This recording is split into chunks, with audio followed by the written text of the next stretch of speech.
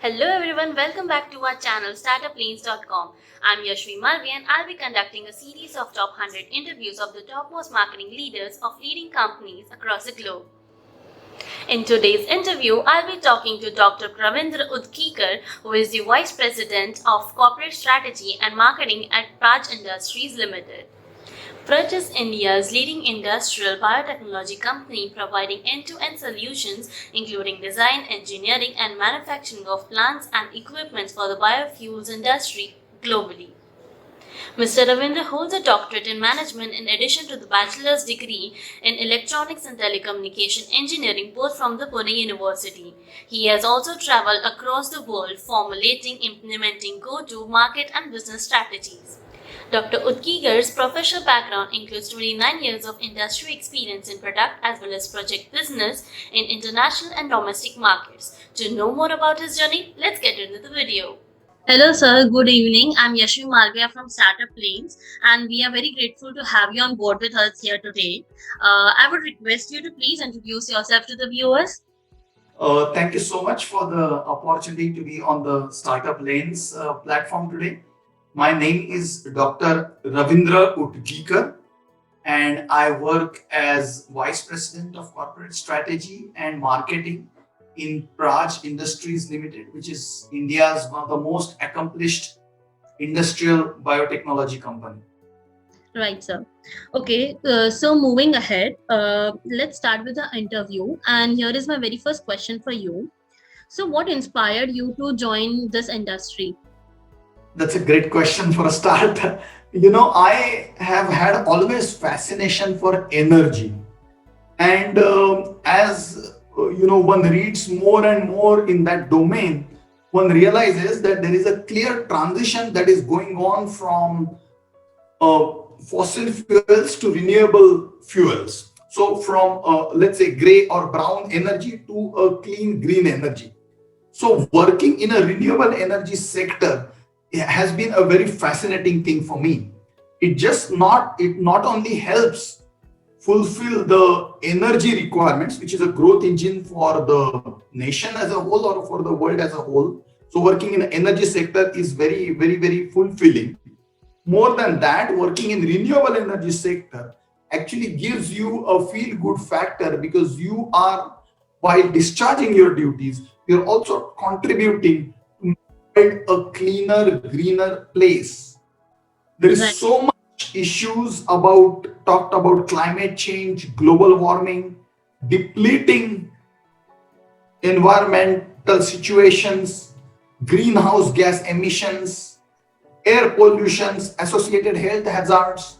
So I believe when we graduate to cleaner, greener energy sources, we will be able to solve answers to many of these very, very important questions.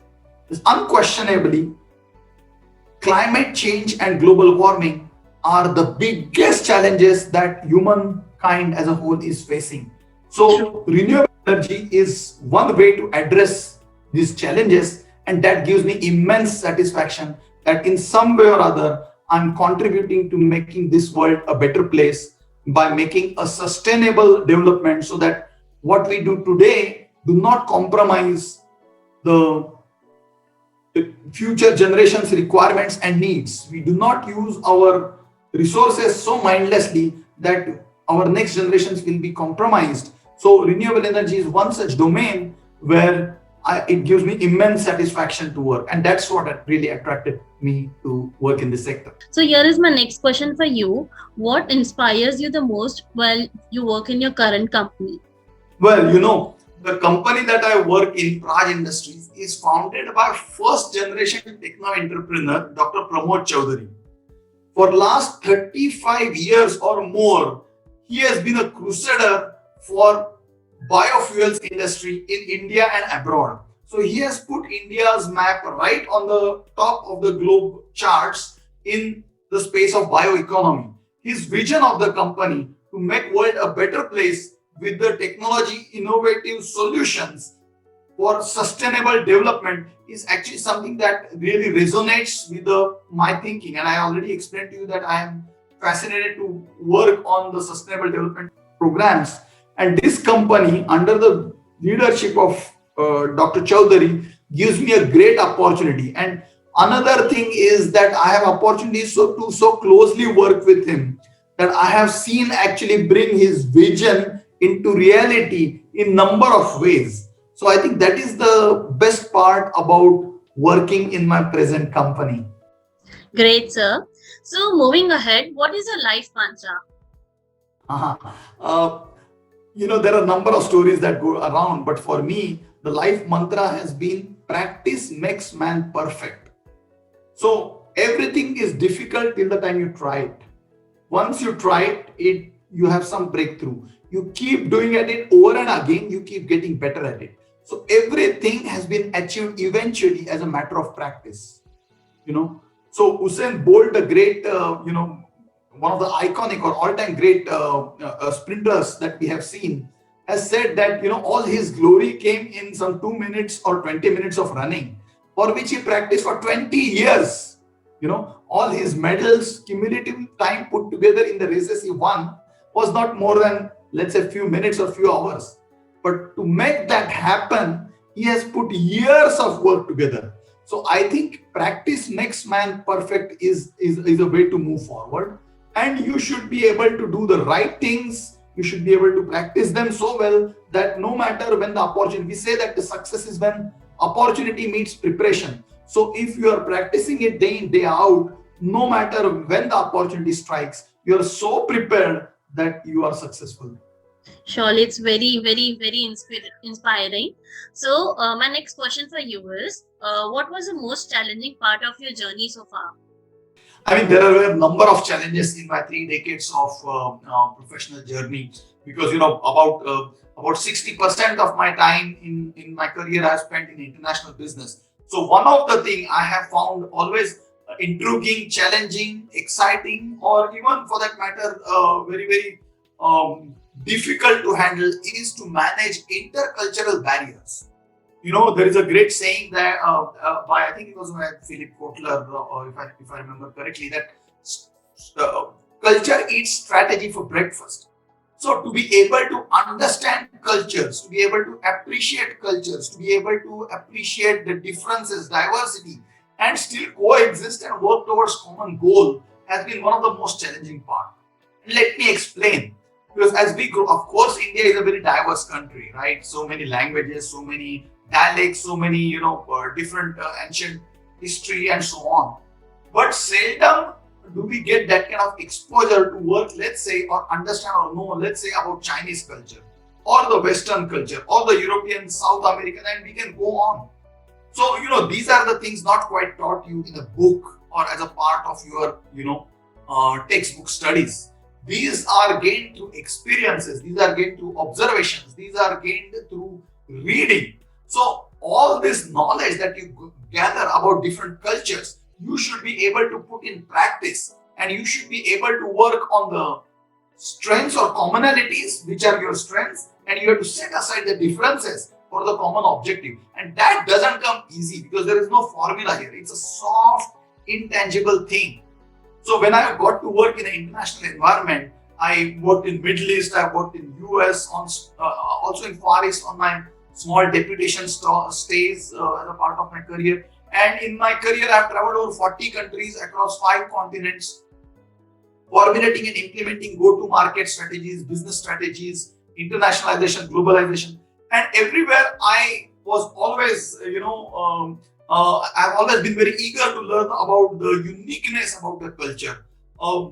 Why people, and culture is also a very diverse topic. Why we exist, what we do, why we do what we do, what is our end objective, and so on.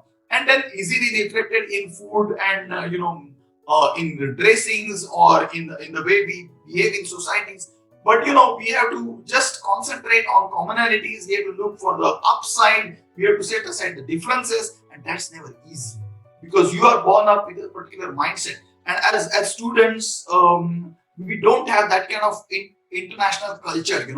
So these are the things learned through a direct field interactions with different people of different nationalities on a common platform. Sometimes through business deals, sometimes through different practices, and it's often learned hard way. So I think that was one of the challenging part. And even today, there is no formula to it.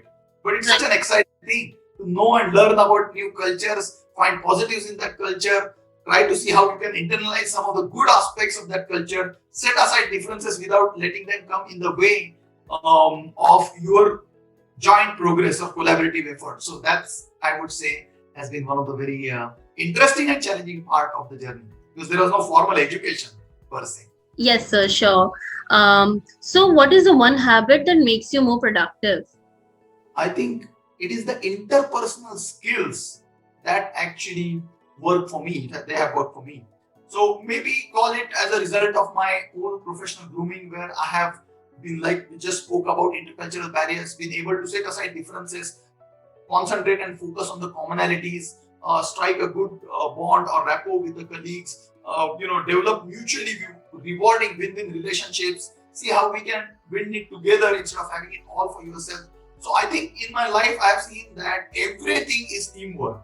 And teamwork is possible only when you stroke the confidence of people, inspire them to work together, develop that trust, which is a small word, but it has such an important thing. So I think developing trust in relationships, winning it together, developing respect for each other are a few things which I think are very critical. So I think interpersonal skill is something which I think has helped me a lot in my career.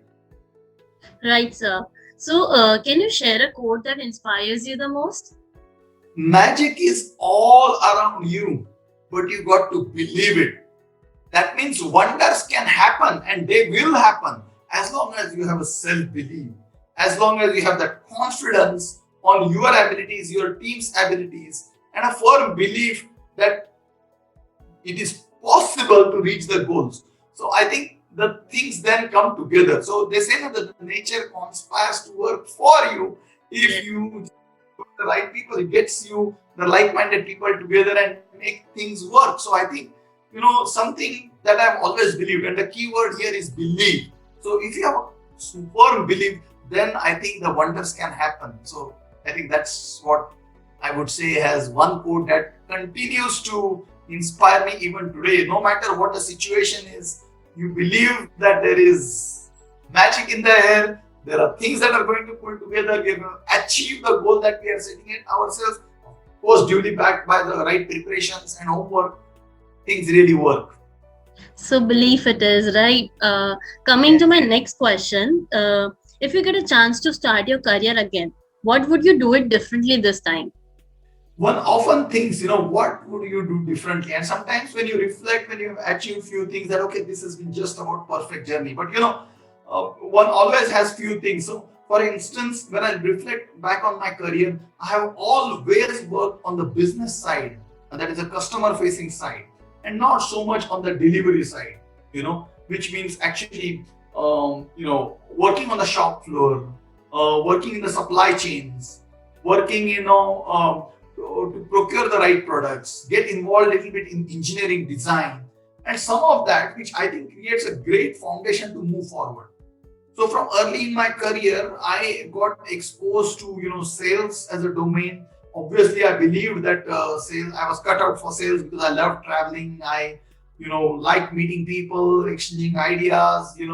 Looking for common goals and commonalities and common objectives. So things started clicking, and then one thing lead to another, from sales then to marketing to then business development to then strategies. Most of my roles have been customer facing, whether it is strategic alliances, partnerships, customer acquisitions, customer retentions, customer experience, satisfaction surveys, new product development with customer. So a lot of it on the customer side.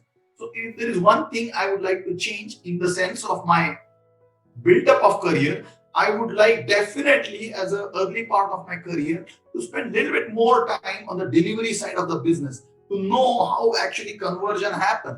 So that would be one thing that I would like to tweak a bit if I get a chance again. Sure, sir. I think it would be helpful for all of us as well. And so, my next question is that what makes you excited about Mondays?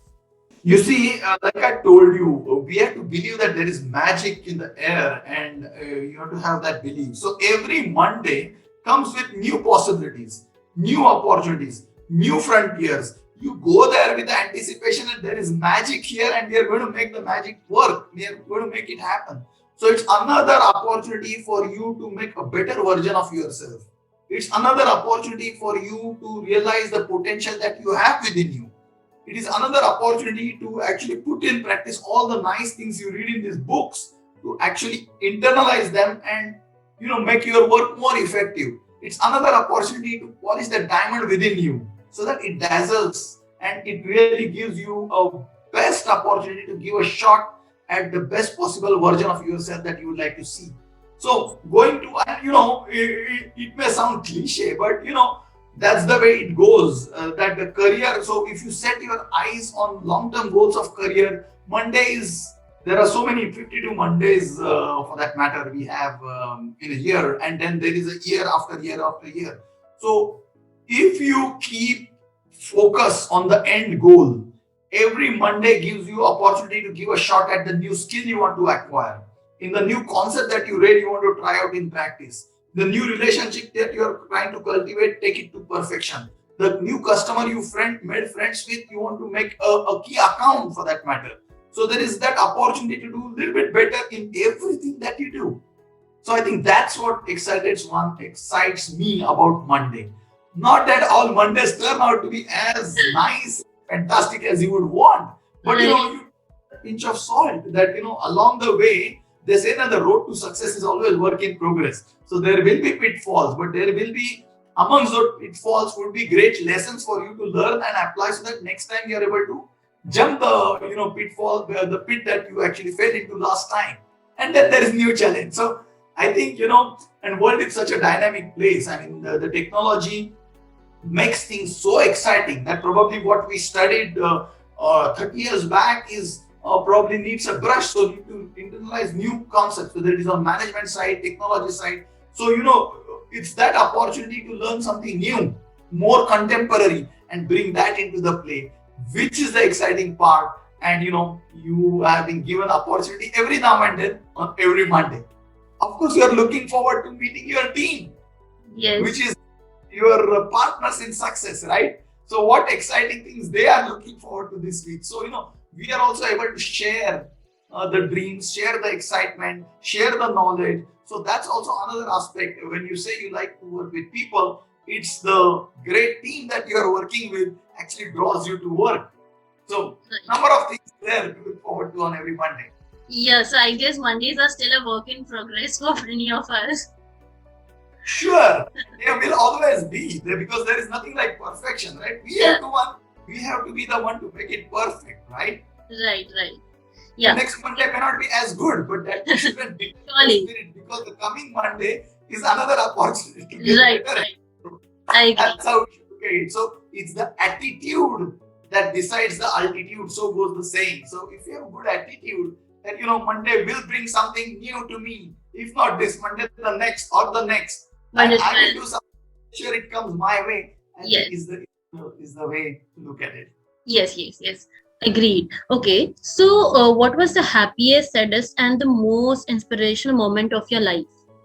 The happiest moment of my life, I would say, is that I was very fortunate to work in the international environment very early in my career, almost immediately after my engineering. And those were early 90s, the economy was just opening up. Working internationally wasn't all that common. Indians had a limited window of how the world outside is. And when I set my foot on Singapore for my first international assignment way back at the beginning of the career, that was one of the most happiest moment that God has been so kind to me to give me this opportunity to work in a international market, which I always dreamt of, because my siblings had traveled to America for their doctorates and postdoctorates. So doing something in international was always on the card. But instead of taking an academic path, that time I took a professional path. And for freshers, the opportunities weren't those many 30 years back. So that I recall as one of the happiest moment that I, can think of. there are disappointments. Okay, I mean, let's sad is an emotional word, but let's call it disappointment. The number of disappointments, because uh, and that there is a nice a quote of, I think, Michael Jordan, that I failed at so many sports and I took so many shots we did not, but that's why I succeeded. So you fail. Failure is the first step to success, right? So there are numerous failures that I think I can think of. But one of the colossal failure, if I can call it, I remember that there was this prestigious bid that we were putting. I think this was early in my career. Um, uh, there was a second satellite launch pad that was being set up at Sriharikota, and we were a part of consortium that was bidding for that project. And that whole project was some few hundreds of crores, so very big. I'm talking this about late 90s. And I remember having spent days and nights and weeks all together working so closely with different stakeholders. We were tier 2 contractor, there was EPC contractor, but there were other agencies, there was consultant, there was engineering consultant, there was project management consultant, there was customer, so number of stakeholders. And I remember having run from pillar to post, putting things together, bids together, making strategies, revising strategies, answering technical queries, responding to commercial queries, making site visits, doing the scoping studies, surveys, working with very accomplished professionals in engineering, procurement, construction, that is tier 1 contractor, putting all this bid together. And we really believe that we have a very, very great chance of getting that order. And when actually the bids opened, we did not turn out to be L1, which is the lowest one, which is typically the way the contracts are awarded. And that I remember, because it was early in my career, left a dark impression. It was very disappointing. It took me really weeks after that to actually come to terms with reality that this can happen, because you can imagine a bid of this size scale, which you put together after months of efforts, cannot fructify. But then that was a great lesson, that this is all part and parcel of the life. And the lessons from that loss, actually, you have to plow it back into your workplace and rebound and bounce back. So I still remember that feeling when the bid was opened and we were not L1. So that I remember as one of the saddest days. We are of course talking about professional journey. Yes. And as for inspirational journeys, I've been very fortunate to work in a Tata Group company. Where system, processes, culture, ethics, governance is considered as supreme even today. It is easily, even today, it has the best known brand.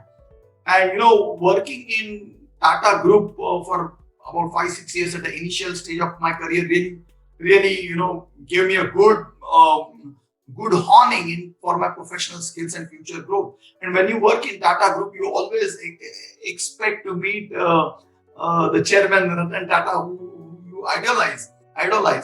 And there was this time in 2007 when I wasn't working for Tata Group then, but Mr. Ratan Tata and I, we were a part of the same delegation, Indian Prime Minister's delegation that went to South Africa to meet the South Africa business delegation. And for 2 days, I could closely interact with Mr. Tata. I could even have breakfast with him, shake hands with him, exchange few thoughts with him. And that even till date, I remember that as one of the most inspiring moments. Even today, it's a hair-raising experience as I narrate to you, because a man who has accomplished so much and took Tata Group to such a great heights with his fantastic conduct, exemplary vision, and the way he has steered the group. So whenever I feel a little bit low, I look at the nice pictures I have alongside with him, and I feel inspired that someone who is even late 80s or early 80s can still continue to work. I mean, Yes. we must be at it. So that I would rate as one Yes, of the most he is definitely very inspiring. indeed. So great, sir. So my next question is that how can job seekers get a job in a company? That's a great question, and I have been involved with academics for over 2 decades, and I often teach as visiting faculty, guest lecturer, external examiner, project guide, mentor, and different capacities at MBA schools. So this question I get asked pretty often, that what is that job seekers must do. So I think I give them three, four, five, let's say not tips really, but some things that I believe are important. One is they must have a strong subject matter expertise. It doesn't matter which field you belong to, whether it is physics, chemistry, biology, electronics, IT, but your subject matter expertise must be unquestionable. Whatever you have studied, learned, known has to be as good as it gets. And for that, one must have a strong, great subject matter expertise. Second, one must have a great attitude. That attitude is very important. So we call it can do attitude. It is possible that freshers and early starters in the career may not have the kind of experience that probably companies look for. But your willingness to say that I don't know, but I will definitely study and I can and I will, it's something which is very, very important. So the attitude is a big thing. Third, to me, I have energy and enthusiasm are the two things that have always excited me and appealed me. So I think these are the two attributes I look in people who are seeking job. Are they excited about the opportunity? Are they showing enthusiasm to go out of the way, go that extra mile to make things happen? Are they, showing enthusiasm to know about the company, know about the challenges, know about the past journey, future plans which are available perhaps in public domain? So that energy and enthusiasm is a embedded element, so which is very, very important to this. And finally, I think one must have a bigger perspective. So whatever you are doing in the company and company is doing in the business and in the economy, you should be able to connect the dots, and that doesn't come very easily. And some of the things that may be required to do that is to read the business dailies, to read like Economic Times, Business Standard, Mint, and so on, or to even read very very, very nice, The Economist is one such example, which gives you a global perspective, geopolitical environment, business challenges, global economy. So some of these things helps you put things in perspective.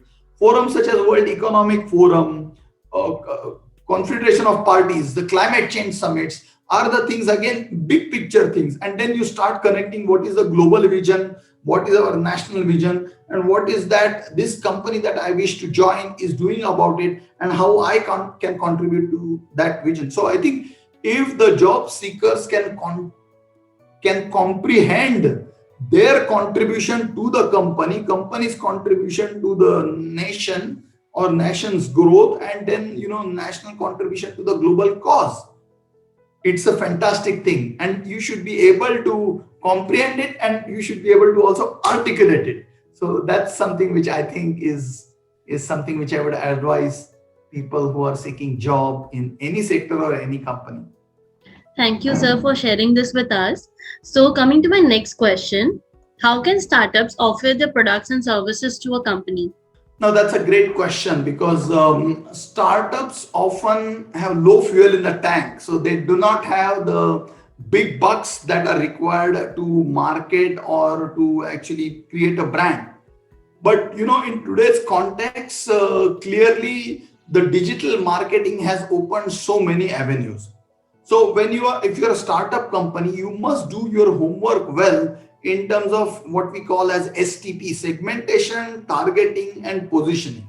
So you must know the segment that you want to operate in. And I think, like Philip Kotler once said, strategy is also about what not to do. So instead of doing a carpet bombing, we should focus on what we wish to do. So you have to have clear segmentation. In that segmentation, you have to do a clear targeting, which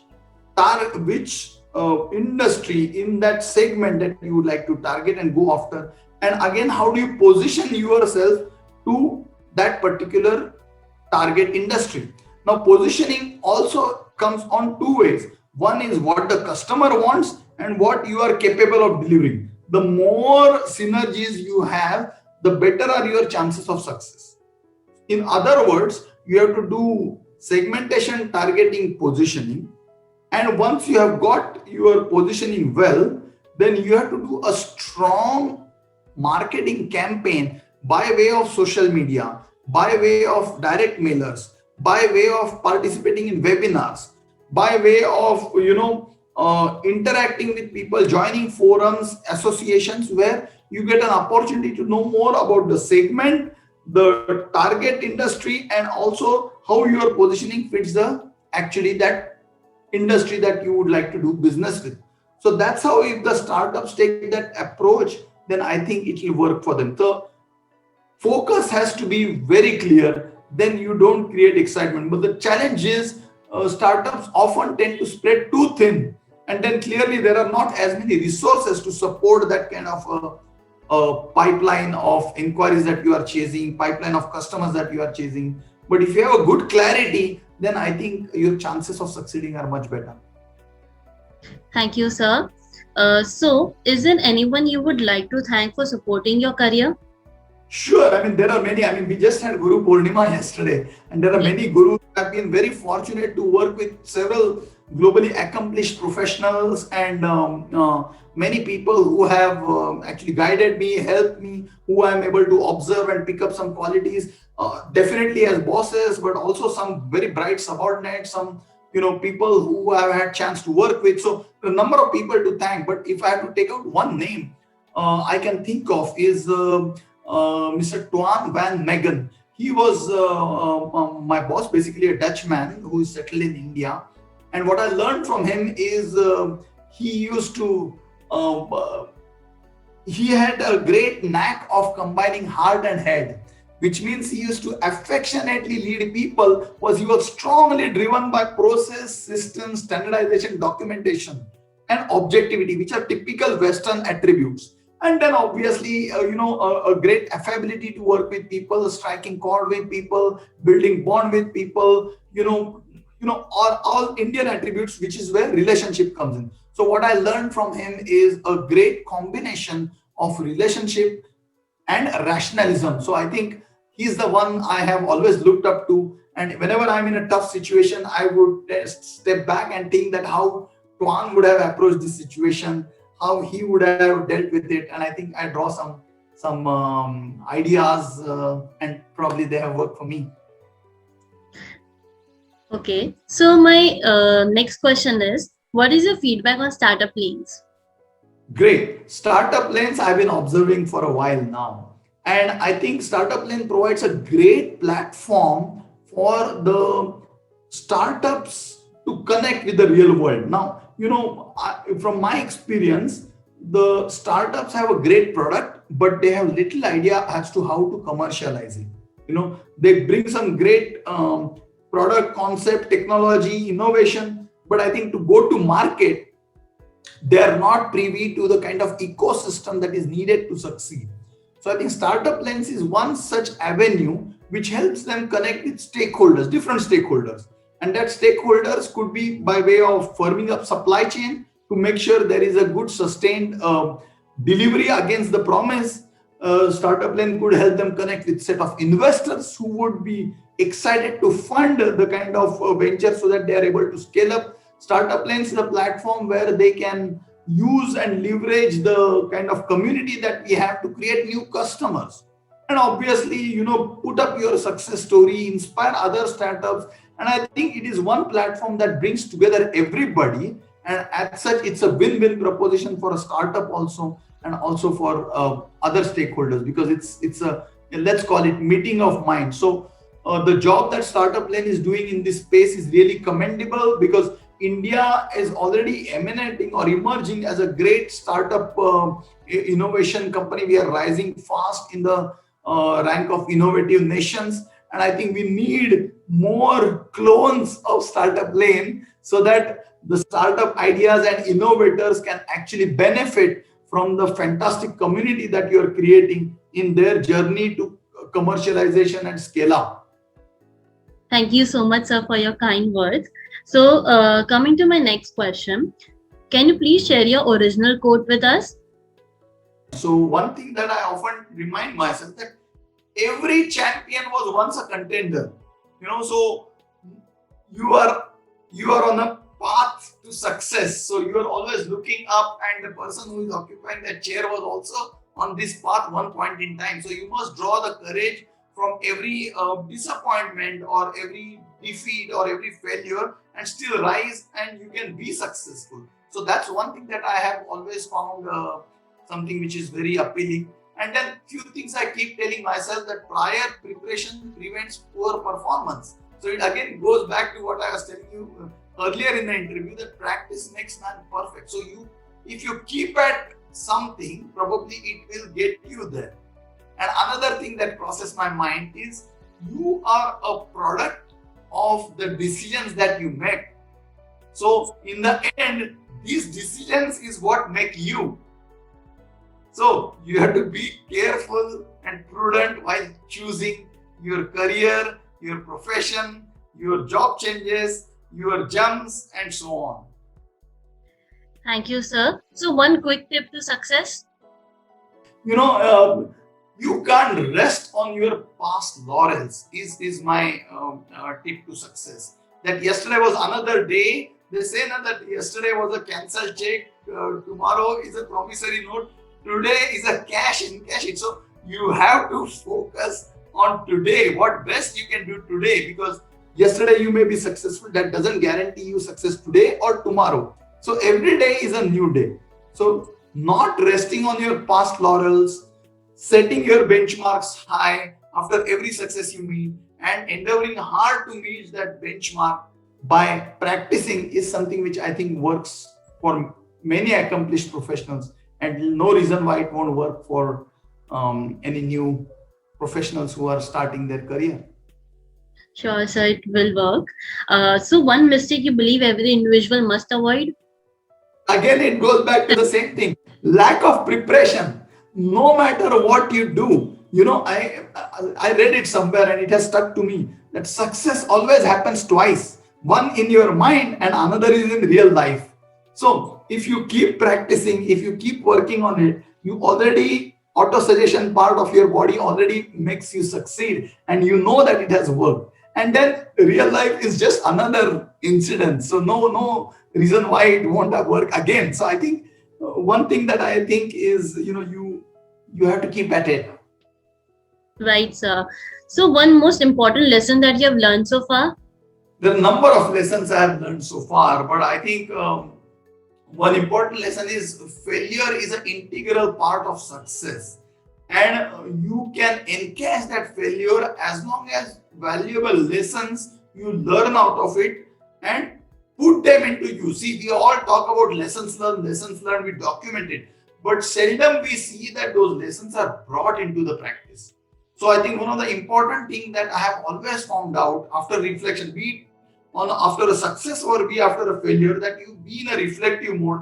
What worked for you, what did not work for you, what are the lessons learned, and how they can be put to use.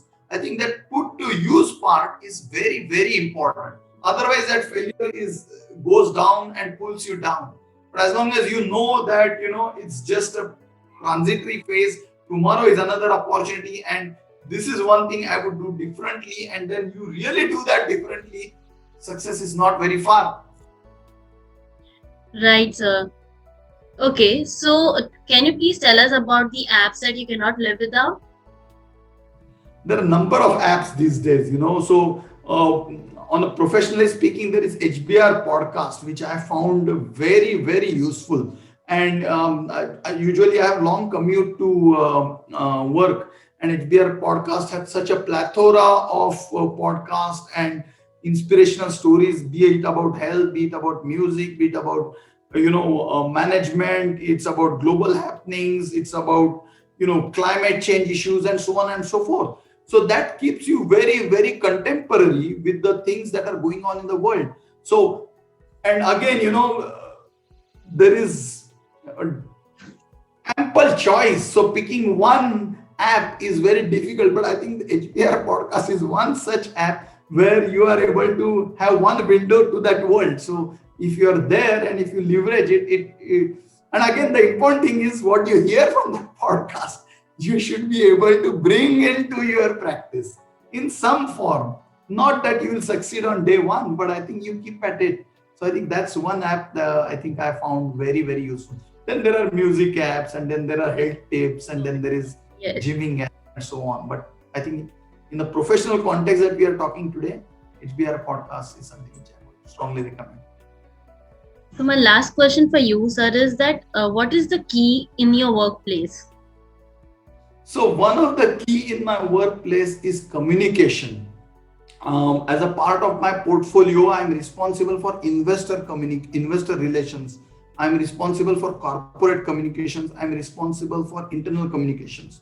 So, if you maintain a strong communication with your stakeholders, there is a strong bond that is built. So, investor relations gives us opportunity to connect with aspirations of investors, their expectations from us, and then we are able to go back and dovetail our strategies. Corporate communications gives us opportunity to connect with other stakeholders, to tell them what they are doing, invite their suggestions, critics, ideas, and again work backwards to. And internal communication gives us opportunity to keep the flock together, to inspire each other in terms of achievements, accomplishments, in terms of our plans ahead, in terms of what legacy we are doing, success stories, case studies, and so on. So if you are able to get a good handle on your communication, then I think the teamwork and the leadership is much more effective. Thank you so much, sir, for your time and sharing your inspirational journey with us.